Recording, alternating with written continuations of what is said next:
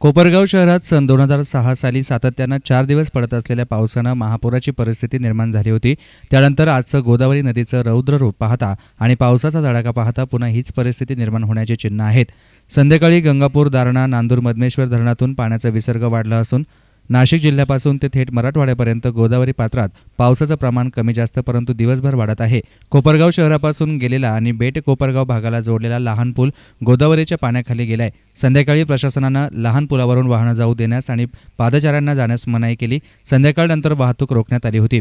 कोपरगाव शहरात पश्चिम भागाकडून जे खंदक नाल्यामार्गे बॅकवॉटर येते त्याचा प्रवाह वाढल्यानं कोपरगाव शहर गोदावरी नदीनं वेढलं जातं की काय अशी परिस्थिती पुन्हा निर्माण झाली आहे। दिवसभर पाऊस असल्यानं शासकीय कार्यालय, शाळा, महाविद्यालयातील कामकाजावर परिणाम झाला होता। दुपारनंतर शाळा महाविद्यालयांना सुट्टी जाहीर करण्यात आली।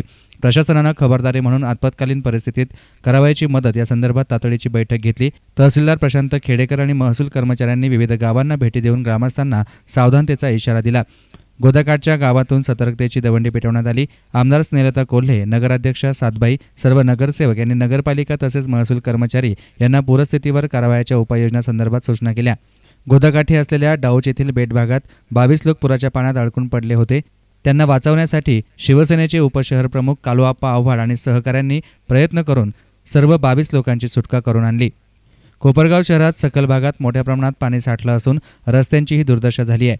याचबरोबर गोदावरी नदीकाठच्या शहरातील अनेक भागातील नागरिकांनाही तातडीनं स्थलांतरित केल्याचंही कळतंय। कलेक्टर ऑफिसवरून जिल्हाधिकाऱ्यांकडून विषय आलेला आहे। तसेच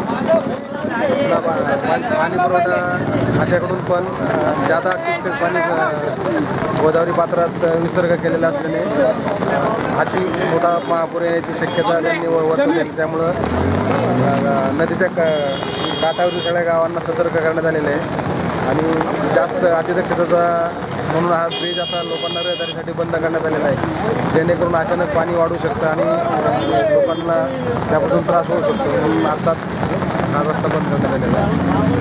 सर्वांनी अतिपावसाची दक्षतेची संपूर्ण काळजी घ्यायची आहे। धन्यवाद। नाशिकला संततधार चालू झालेली आहे आणि कोपरगाव परिसरात बी रात्री 12 पासून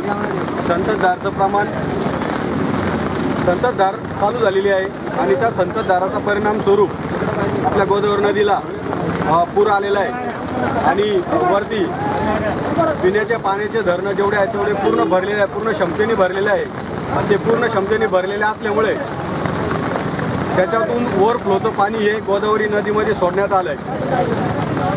2006ला अशीच परिस्थिती कोपरगाव शहरामध्ये तयार झाली होती, कोपरगाव तालुक्यात तयार झाली होती आणि आत्ता पण 2016 रोजी बी पूरस्थिती निर्माण झालेली आहे।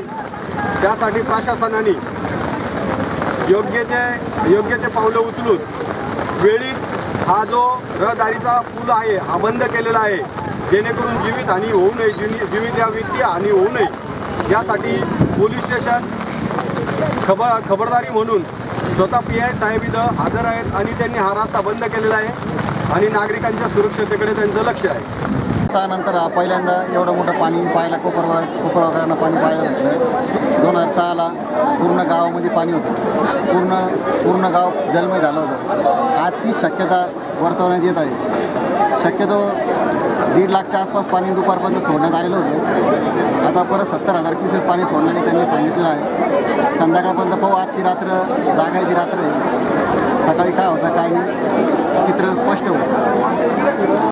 न्यूज रिपोर्टर युसुफ रंगरेजसह camera person Asif Rangrez, S9 media, Kopargaon.